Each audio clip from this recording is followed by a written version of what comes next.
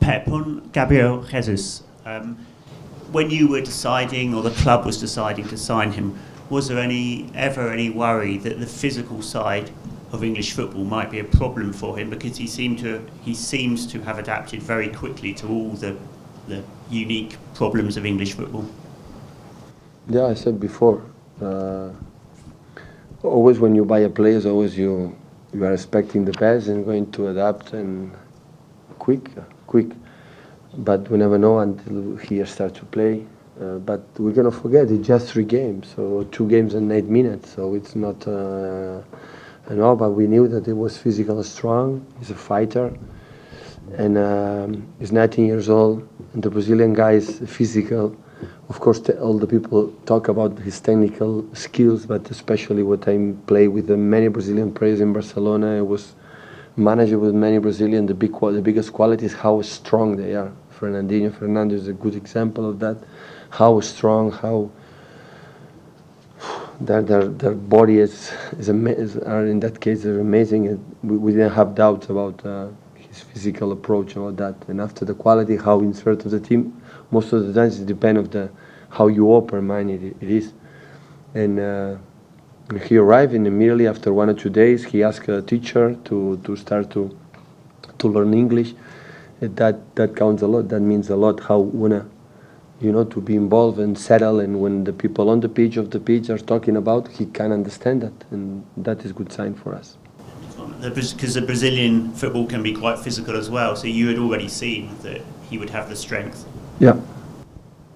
We of course, before we decided, we saw him many times, and he's a striker for the national team from Brazil, and to be a striker for national team for Brazil, it's not quite simple. So many Brazilian huge players in front not playing. So in that case, he's playing. That means a lot. Excuse me, Pep, when you look at the age structure of your squad, you have, I think, 12 players over the age of 30 and 6 under the age of 22, but only 6 in between those ages, which is usually the age group that title winners have between 22 and 30. Do you think that's something that you need to address in the future, and does it worry you? But the last season, we realized there was a lot of players over 30. So, for example, fullbacks is over 31, 32. But they're so important, so we cannot change absolutely anything in one season and put, because the basis. So I can understand how important is Yaya, for example, now, Colaro, how important it was now, Gael, or the personality from Pablo. In the locker room when he played, when they had the problems in back, and he played against Barcelona, for example. So at the end, the heart and the soul of the team is the old players, is the people who knows the club. But sooner or later, of course, the process is going to change. So the manager is changing, and except the fans always remains the same, because you love the club, always will be like this. Their situation is turning, but I think it cannot be possible to do that 8-9 play. First, because today it's impossible. Every player costs 45-50 million pounds, so it's impossible to do that. And it's not. I think it's not good to change 7, 8, or 9 players for 7, 8, 9 players. First, it's not possible. And the other, I think, is not good. Hi.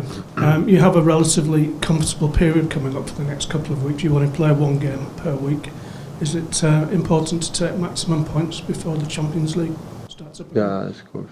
In the Premier League, if we are not able to make victories in a row, we will not be able to fight until the end. So we need that.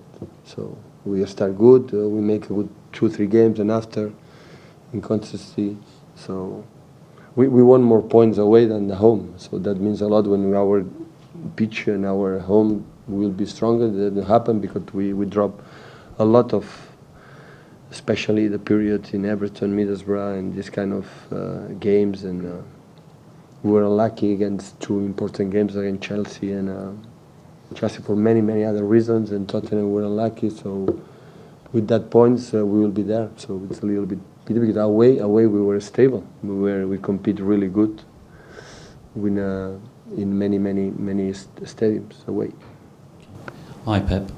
Because of the competitive nature of this season's Premier League, a couple of big teams are going to miss out on the Champions League qualification for next season.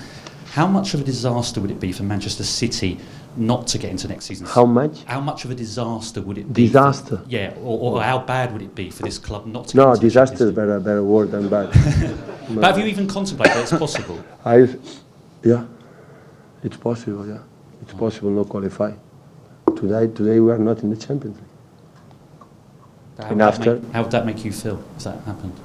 I just answer my Spanish lovely colleagues. So we are going to see at the end of the season. And after going to see how is my impression. Let us fight until the end. Let me try at least that fight. Okay? Cheers, guys.